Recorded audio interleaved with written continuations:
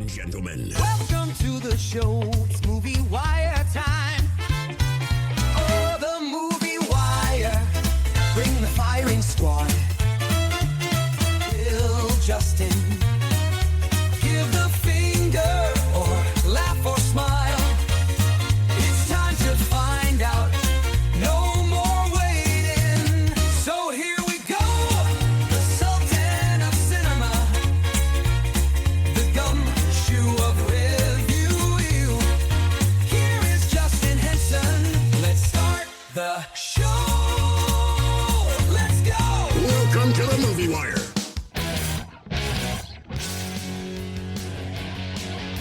Welcome to this week's edition of the Movie Wire. I'm your host, Justin Henson, and welcome to the show. We got a big show this week with 3 new movies to review, with 2 playing in theaters and 1 now available to stream. This week on the show, prepare for launch and welcome to the family in Fantastic Four: First Steps. When you find one, lock them down in Oh Hi. And finally, Adam Sandler is back at it. All in the head, yeah.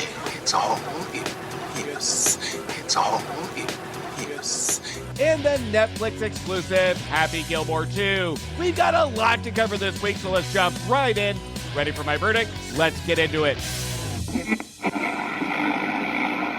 Out of the windows to watch, a roar and a burst of flame. The Movie Wire podcast. We just need people like me. The Wire. And here we go.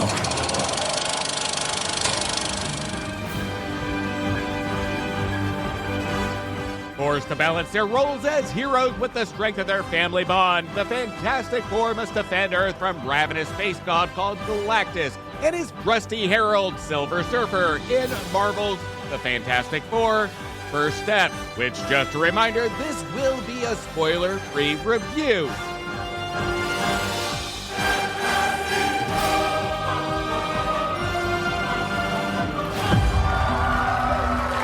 Wow, folks, we all know the story.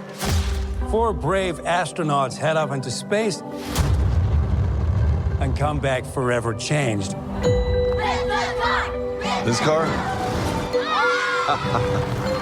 Our city, our planet, owe a debt to these intrepid souls. And while we can never repay them, we can certainly celebrate them. Thank you, Fantastic Four. Thank you. Thank you, Fantastic Four! Please welcome the Fantastic Four.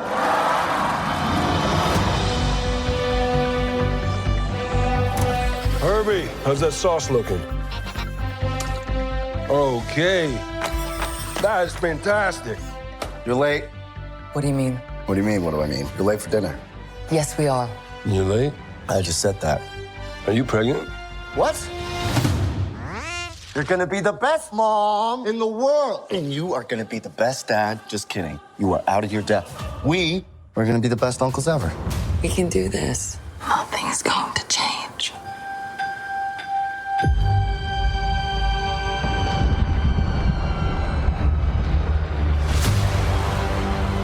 Are you the protectors of this world? Yes, we are. Your planet is now marked for death.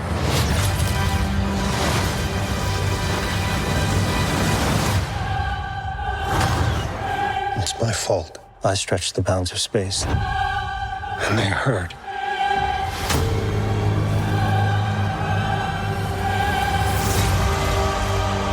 Are we safe? I don't know. There's not enough time. I'm not giving up. We will face this together. We will fight it together. As a family.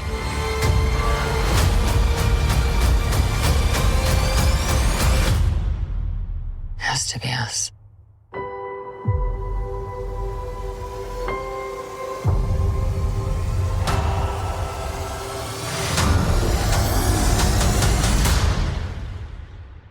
We will protect you.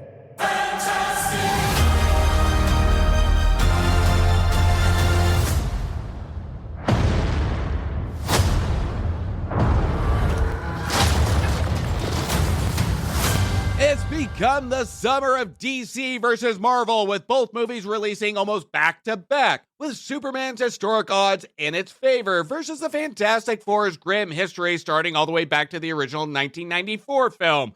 That, honestly, is a guilty pleasure of mine. But with two Fantastic Four movies from the early 2000s, that was met with meh reception, along with the 2015 version that needs to be burned.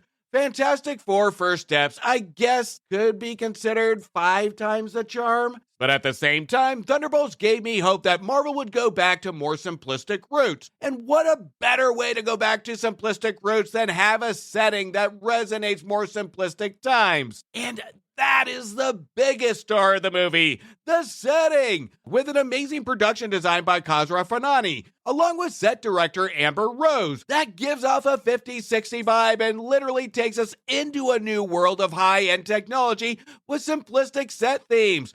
That almost feels like a space sitcom or sci-fi movie of the 60s. The movie's visual appeal, I'm sure, will have very little pushback or debate that it looks fantastic, even more fantastic than our actual Fantastic Four characters. Now, this go-around, we have Pedro Pascal as Dr. Reed Richards, Vanessa Kirby as Sue Storm, Eben Moss Bacharach as Ben Grimm, or The Thing, and Joseph Quinn as Johnny Storm, who holistically, when they are together, they are fine. When they're apart, they are dull. The main driver in the chemistry of this family is going to be our Ben Grimm character, who seems to be the rock of the family. Literally. He tends to mend the chemistry of this family, giving us a feeling to root for these heroes. In fact, if they just made a standalone Thing movie, I'd probably be interested. Alright, now, before I piss off some Marvel fans, let me just remind and say, again, the performances are fine, but they just don't stand out. They all feel like a whisper compared to the environment that actually screams.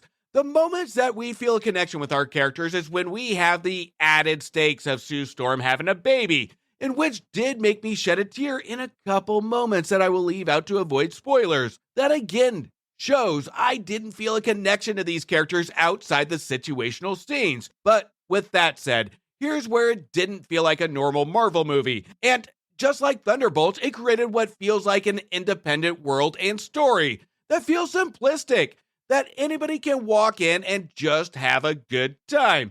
Because at the end of the day, First Steps is a good time. It's a summer movie that will keep engagement for its entire runtime. Superman may have made us stand up and cheer for humanity. Fantastic Four at least made us feel good at an emotional level. The movie surrounds itself around human connection and family. Our writers Josh Friedman, Eric Pearson, and Jeff Copeland do a good job with the dialogue to keep it level and keep it human, if you will. Where we have these characters that don't try and match the tone of the movie, it just keeps it simple. The dialogue is there to allow these characters to contrast the loud setting by keeping it mellow. But our cast at times takes it too literal, where we do need more moments of flair. We do need more contradicting characters. We have the brains, we have the muscle, we have the single bachelor and the sentimental. I didn't feel a contradiction to make it feel how these personalities can add stakes or add to the conflict. Especially from our Johnny Storm in previous movies. He has been the womanizer, he's been the bachelor. Here he just feels dull, like he's in the background, who just feels like a third wheel. And our director, Matt Shankman, utilizes his power of flame to almost distract from the utter boredom of this character. Out of our 4 heroes, we see Human Torch utilize his powers the most in the film, but we get no substance for him. You take away the flame, you take away the powers, and we don't care. He's a forgettable character without it. Then we get into our main villain, Galactus. This is where the colors pop. It looks good. The design is cool, but the CGI is so artificial, especially when it comes to the human element of his face and the mask. It's hard to take him as a threat other than the idea of him being able to devour worlds. The idea of this beautiful world being destroyed, especially after the movie taking the viewer into this new world, we can feel the stakes as a viewer. We can feel the dread of the destruction of this thing that we are being introduced to. But at the same time, our heroes have an opportunity to save the world that the team turns down. That, to me, doesn't do enough to convince me that they made the right decision, especially with no backup plan when this opportunity arises. Now, it's easy to nitpick over flaws of a Marvel movie, especially with one that has had a rough cinematic history. But as a summertime roller coaster experience, it does a job it needs to do, and it does it better on certain levels than some of the projects Marvel's has put out there in the last couple of years. Fantastic Four First Steps is visual eye candy that's worth the trip just to experience it. And when it comes to where it stands from the other films, it's the best out of all the Fantastic Four movies because they learn from mistakes past. Even though with its flaws, it's a great time at the movies and has something that we don't say that often anymore. It has rewatchability. Will I watch it again? Absolutely, because just like Superman, it will make you feel good by the time it's over. That's what we are missing from superhero movies now, is the fact that if we leave a theater without feeling something, well, something other than pure disappointment and anger, then superhero movies have lost their way. And we have seen that in some films in the recent years. But in the last couple of weeks, it gives me hope that studios, directors, writers, may have figured this out. I'm giving the Fantastic Four First Steps 3 stars.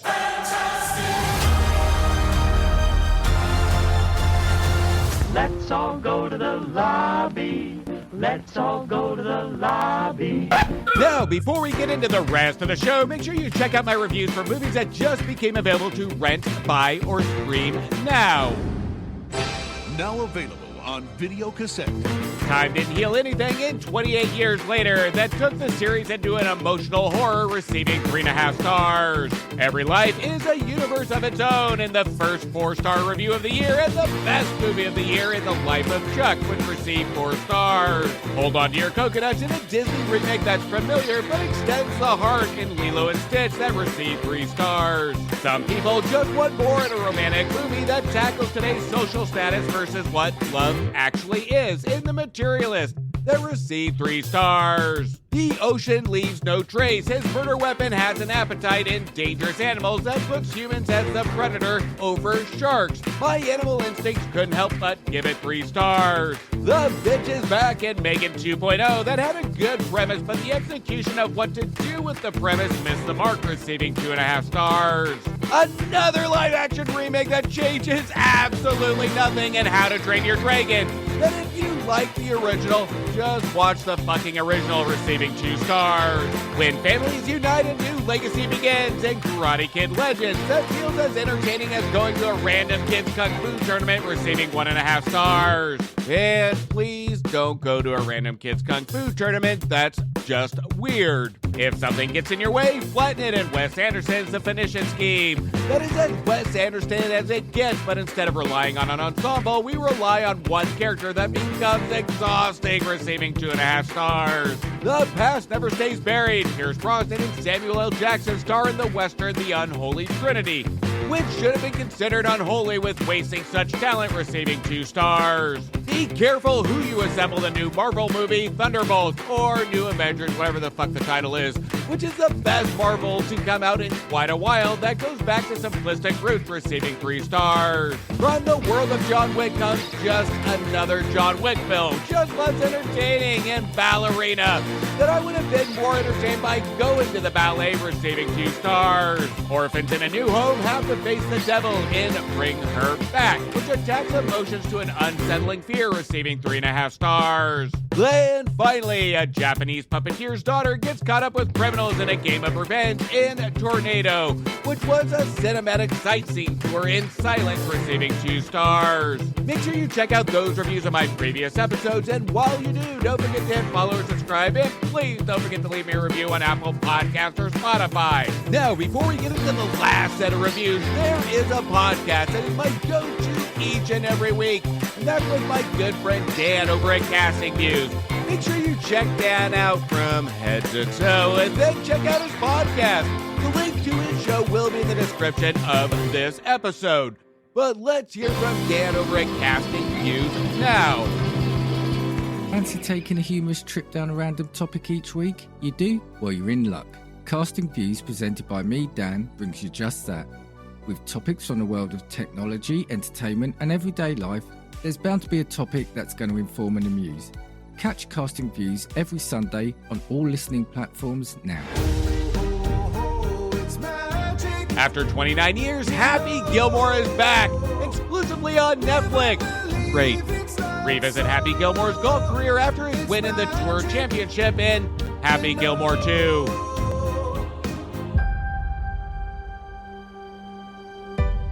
Arnold. Jacko. Tiger. SpongeBob? What is that? What's with the beaver teeth? I haven't swung a club in years. I'm a little intimidated. All these guys hit it big now. I don't know where to start. Come on, brother. Grip it and rip it. I guess I need to update my happy place to something a little more age appropriate.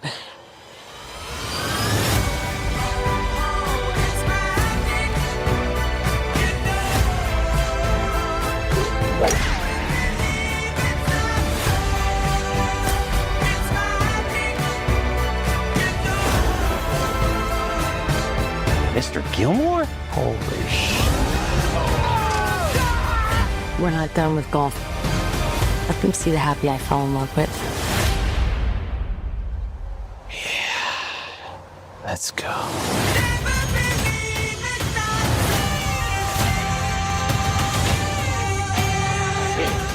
We'll put a little extra into this one. I am so sorry.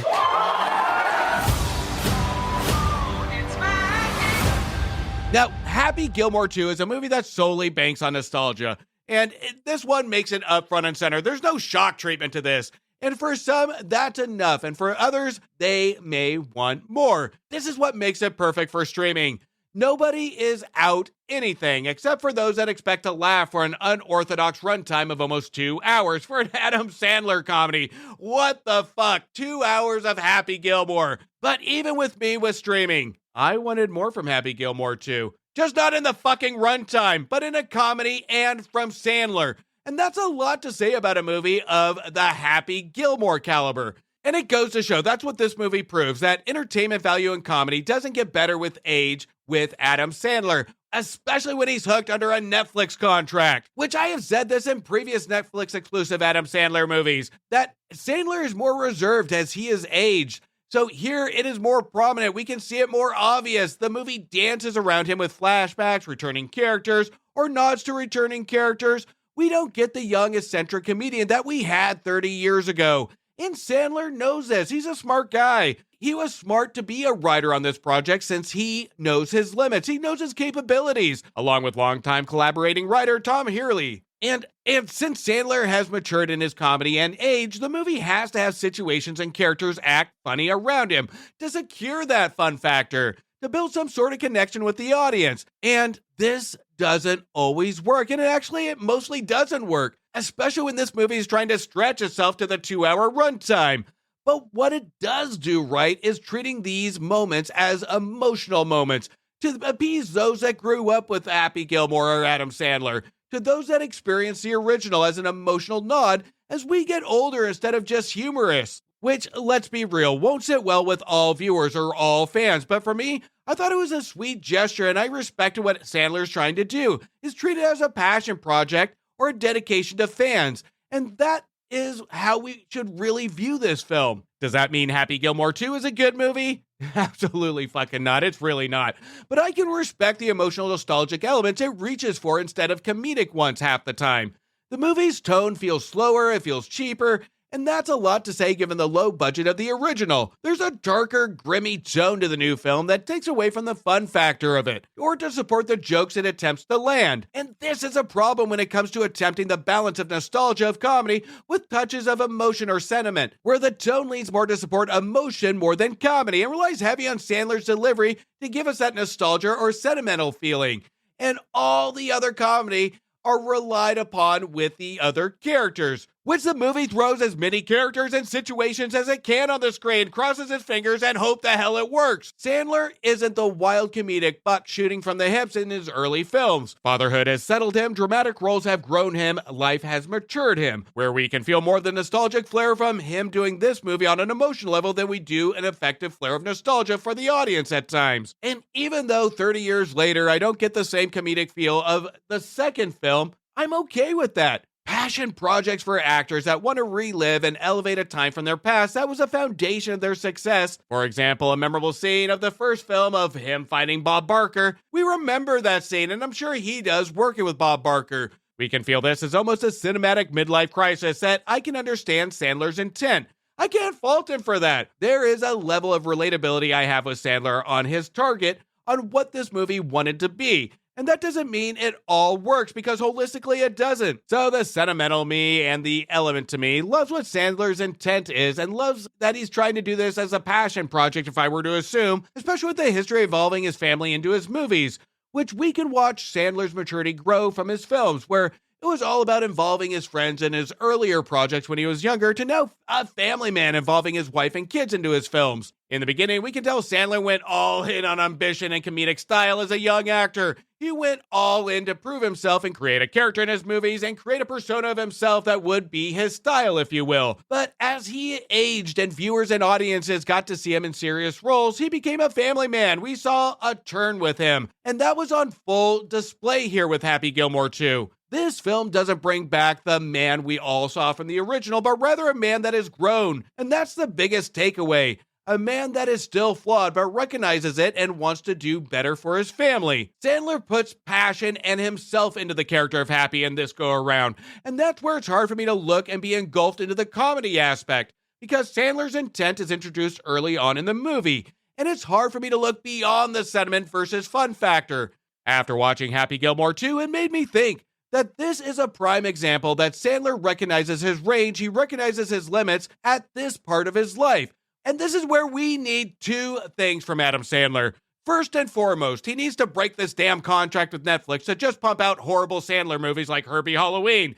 And two, somebody needs to give him a decent script. We have all seen what he can do in a serious role like Uncut Gems, and he can be a terrific actor with the right material. Somebody give this man something to work with. Happy Gilmore 2 isn't a horrible movie, it's just a stupid one. And that's how we define the first film.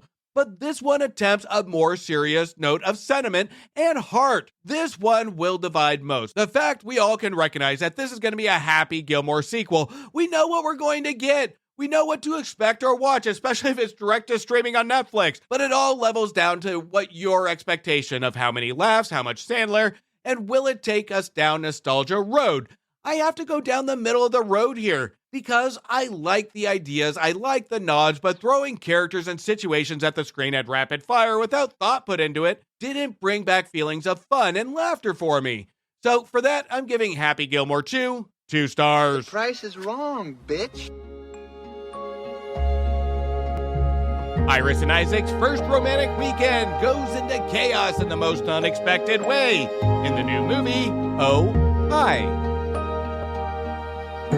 I have this thing where whenever I enter a space. Oh my God, Isaac, this is so nice. I have to immediately have sex. I have the same condition. Wait, I haven't seen you at any of the meetings. Christ, who owns this place? Someone fun. Wow. Are you ready? Come here. I just didn't expect this. Dinner's ready. Expect what? The handcuffs? For it to feel this easy. Our first trip as a couple. I think you're great. I'm just not really looking for a relationship right now. Are you joking? No. Why would you bring me here? Why would you spend all day acting like my boyfriend? You're being kind of crazy right now. I'm being crazy? Well, Isaac, he doesn't want to be in a relationship. Sometimes men don't know what's best for them. What if you give me 12 hours to show you, does he not like French toast? What we could be together. No, he got French toast. Breakfast is served. Uncuff me! That's not actually what you want. Because I don't think you know what you want. If you really thought about what you wanted, it wouldn't be what you wanted. Iris? Oh, hi. I did something bad. Where's Isaac? I'm sorry, what's going on here? Let me ask Kenny. No, you can't call Kenny. No one else can know. Sorry to interrupt. I was just pretty scary out there alone. Just me, or does he look... What if we give him some kind of head injury that causes some form of amnesia? Let's do that. We could kill him. What? Help! You made me like you. I'm not trying to make you anything. You made me scallops. Oh my god, I'm going to jail. Isaac! We're all going to jail. Ow. Ow, it's stinging. Yeah. It's burning. Yeah, sometimes things that hurt are good for us. By the end of Oh Hi, I should have said Oh Bye. Oh Hi is like going on a first date with the other person just talking for an hour and a half with no direction on where to take the conversation. It's a premise we have seen before, more recently in the Stephen King adaptation, Gerald's Game from 2017, where we have a couple, or at least one of them think they're a couple on a little vacation. Something gets kinky and then something goes wrong and somebody gets handcuffed to a bed that can't escape. Here we have Iris, played by Molly Gordon, and Isaac, played by Logan Lerman, who go out of town on a romantic trip for a couple of days full of relaxing food, swimming, and sex. A lot of it. So much sex it takes a good chunk of the first act. And when a couple is having too much sex and they randomly find kinky sex toys in a closet from a stranger's house, and of course a couple's first reaction of finding a stranger's sex toy closet is to use it. Gross. Anyway, things don't go well for our characters and they do and say things that are just plain stupid. After being handcuffed to the bed, Isaac discloses to Iris that they're not in a relationship. All right, so here's the deal, moron. Maybe wait until you're not handcuffed to a bed before breaking this news, my dude. And this is the point that Iris snaps, but not in a Stephen King misery way. Our writer-director, Sophie Brooks, decides to lead more in the comedic strategy way of illegally keeping a man hostage while attempting to dissect a theme of society and dating. We have a message to be told, we have a little bit of comedy, but still keeping to a dark tone of movies such as Misery or even Gerald's Game. And this lands the main problem of Oh Hi. The jokes land thin, the dialogue that really leads nowhere, and a message it doesn't know how to deliver. Now, our writer-director Sophie Brooks wants to tell stories of relationships and chemistry. We saw that in 2017's The Boy Downstairs. But here, with Oh Hi, by the time we get to the climax, we can't tell what she's saying about relationships, other than don't be a fuckboy. But the climax even messes that up. Now, recently I reviewed The Materialist on the show, and that movie felt genuine. It felt honest when it comes to relationships that uses social class to prove its point. Brooks here attempts the same modern telling at relationships by using casual sex and flings, but portrays it as a mental breaking point for its Iris character. And there's no problem on utilizing the old trapped in the handcuffs on the bed idea, but here's where it doesn't work, is with her dialogue. We have a line that Iris says multiple times, the line, "I'm gonna stab you." This is delivered to Isaac multiple times. That adds high stakes to a threat. Then Brooks tries to make it lighthearted by attempting to have sweet moments or landing a joke, with Iris to deliver the jokes by talking to herself. And I can understand that this is a slippery balancing act to tell a message by a level of stakes and to be funny. So nobody will fault Brooks for being ambitious. Unfortunately, here she is too green in her writing skills and comedic timing in her character direction to really land this. Molly Gordon and Logan Lerman both do a fine job here, and they do have some likable chemistry. This is where Brooks should have leaned heavy into knowing her dialogue isn't working in our character's favor. Things start to pick up towards the second act and feel less heavy-handed when we have Iris's friends show up to help her. Max and Kenny, played by Geraldine Viswanathan, and John Reynolds, which I'm starting to really warm up to the on-screen presence that Viswanathan brings to the screen. I can't help to smile every time I see her appear. She at least helps with pushing our Iris character to the proper comedic timing. Even with Viswanathan's on-screen likability, it's hard to ignore the ridiculousness of their participation in having Isaac handcuffed to the bed. There is a lot that Brooks could have done with this to push the movie back on track, but instead, Max and Kenny show up, they are shown the situation, and they are treating it like another Sunday breakfast. Brooks has ideas and a vision of what she wants, but I think it looked better in her head than the final result. And this is what frustrates me, that at times with writers who also direct the material, they run into a danger of seeing their vision for the first time, and there's a level of excitement over standard. Things really go off the rails when we have Max, Kenny, and Iris come up with a plan to create ways to release Isaac without going to jail. From hitting him over the head to give him amnesia, roofing him, killing him, but then they settle for the best idea yet, and the best idea they can come up with. They create a witch's potion to have him forget the last 48 hours. Why this potion only goes for 48 hours? I don't really fucking know. It really doesn't fucking matter at this point. The fact they said yes to this idea in the first place is fucking beyond me. Now, even though the ideas and the message really doesn't work here, I have to be fair. There are moments here that really are sweet, that really takes place in the first act.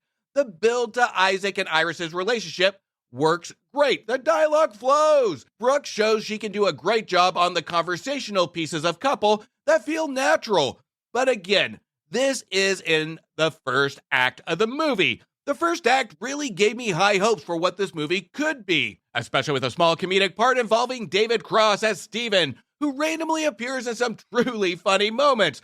But Cross's appearance really is the only funny piece of the movie, to the point I wanted more. I wanted a Steve movie. In the little parts he has, he steals the scene. Oh Hi attempts to be a contemporary look at relationships, with Brooks being ambitious to focus around the hookup or fuckboy angle. But just like a hookup where she knows what she wanted at the time, but didn't know what to do with it in the long run. And as we get to the end, towards the climax, Brooks just rolls over and falls asleep. I'm giving Oh Hi 2 stars. And that's a cut on this week's edition of The Movie Wire. I want to thank you for listening and thank you for your support. You can also show support by following me on Instagram, Blue Sky, X, Thread, Facebook, TikTok, YouTube, and Letterboxd at Movie Wire Show. And please don't forget to leave a review on Apple Podcasts or Spotify. And if you haven't yet checked out the Cult-Worthy Cinema Podcast and the Movie Wire's crossover show, Back to the Balcony, make sure you do. Again, the link of that show will be in the description of this episode. Until next week, do me a favor. Make sure you stay for after the credits to show the respect to those that put their blood, sweat, and tears into making a feature film, and support your local movie theaters.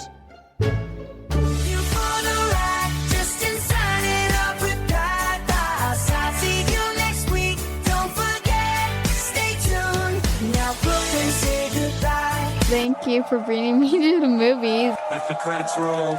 We say farewell. Join us next time. We'll have more tales to tell.